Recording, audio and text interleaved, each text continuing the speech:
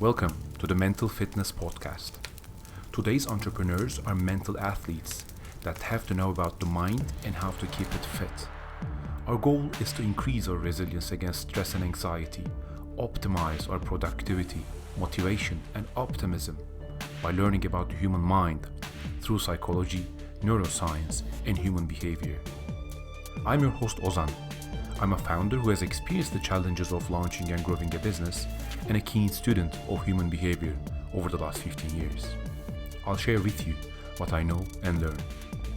Hundreds of impactful, behavior-changing ideas are waiting to be discovered by us. Let's begin now.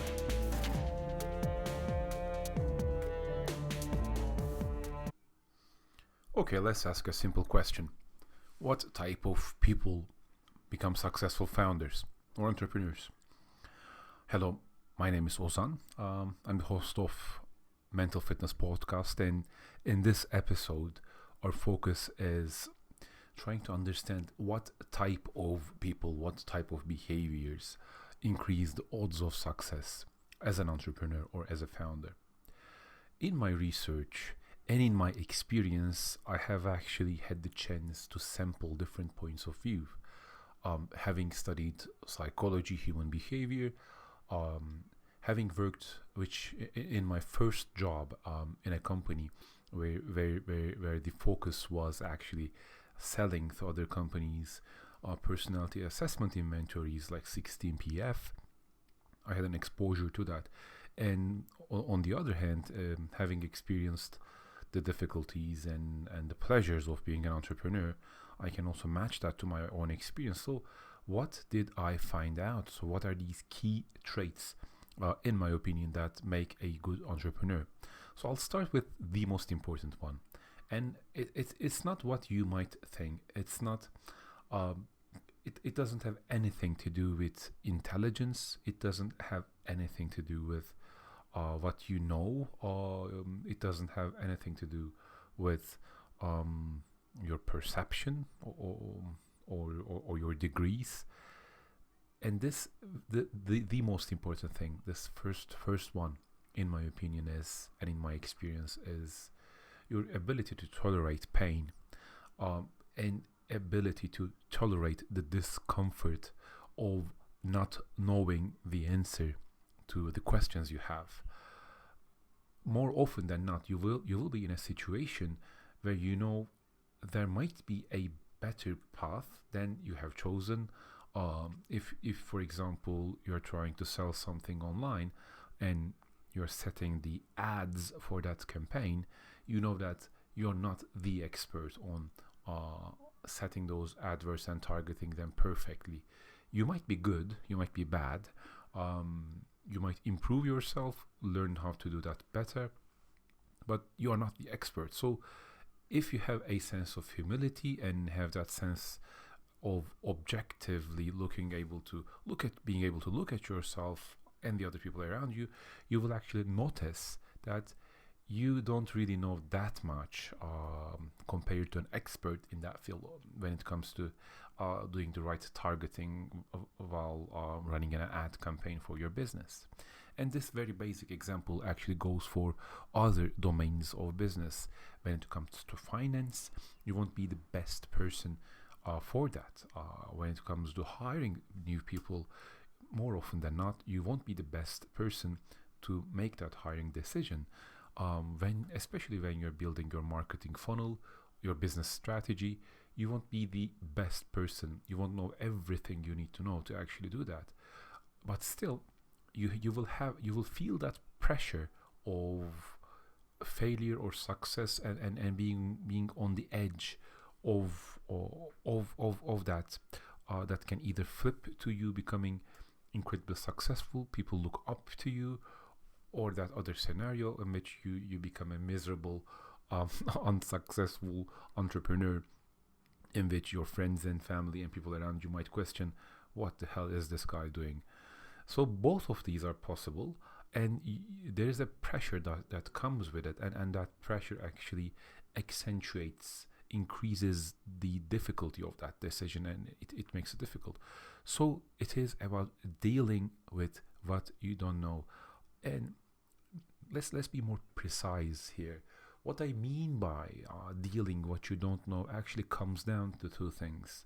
First, it comes down to it comes down to an attitude of still being able to operate within the realms of your knowledge, even though you know that you don't know everything, and being able to function within that. So having the right type of thinking tools, asking the right questions, being quickly able to scout and get in touch with people who actually know better than that you do, build right type of partnerships, do quick research, do experiments when you really don't know. So the first part of it is dealing with all that and being able to still make okay or above average decisions when you are having difficulty and when you feel that you don't know the answers to the questions that you have.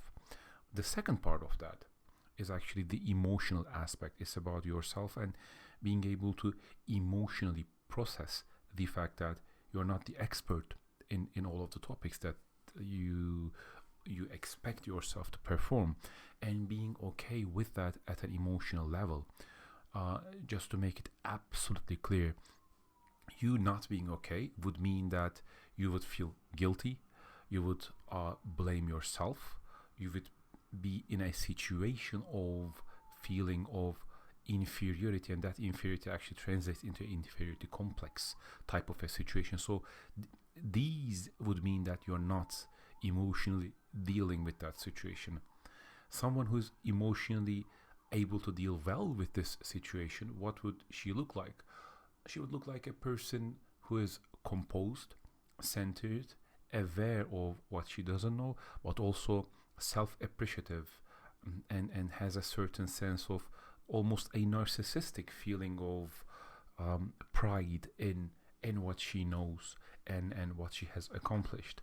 So, and also able to look at the past and the current situation and appreciate herself for the things she has accomplished, and appreciate the difficulty of the path she's walking through.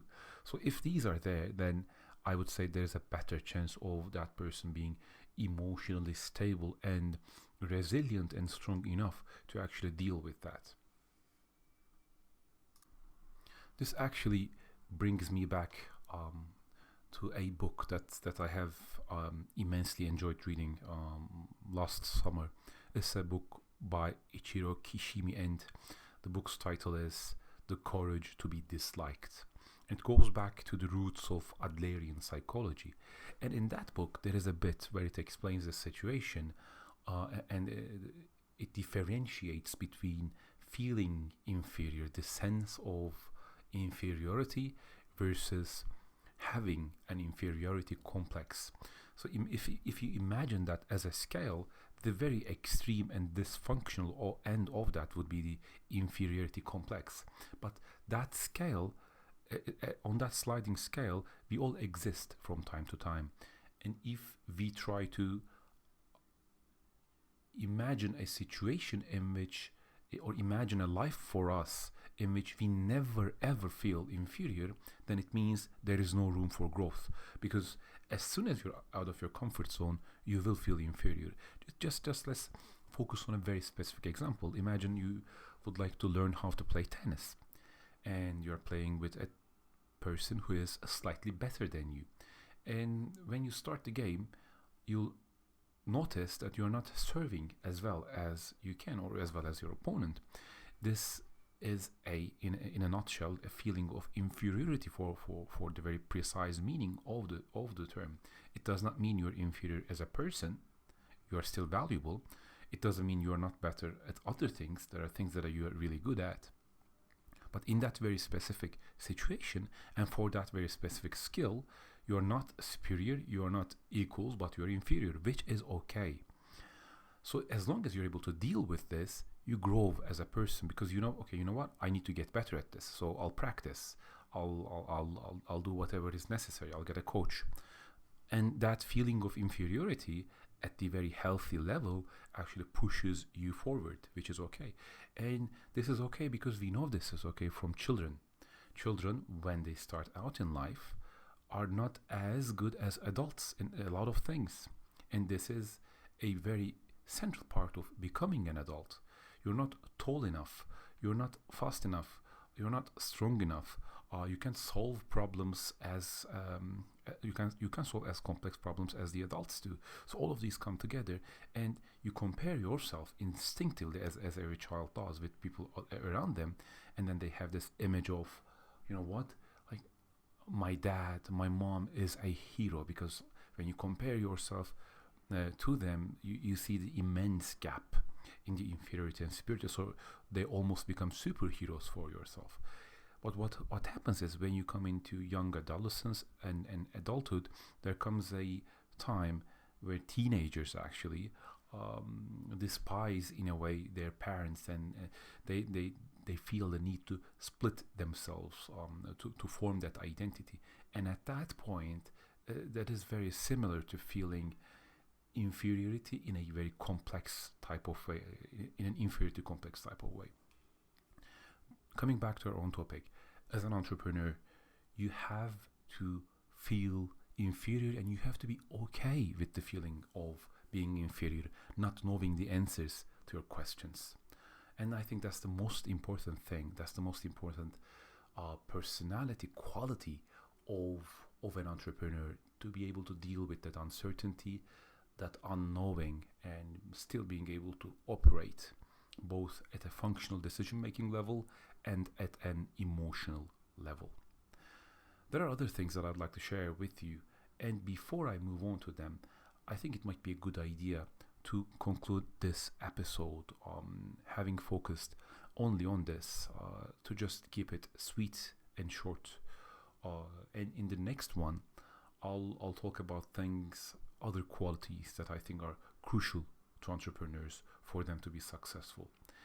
As always, I hope these sessions are useful to you. Feel free to get in touch with me from whatever channel you can find. I think the easiest one would be to use my business address, which is Ozan, Ozan, at commonwisdom.co.uk, to just make sure I hear you, know about your questions, know about things that you care about, and that this podcast is reaching to other people. Take care, and I'll talk to you in the next one. Bye.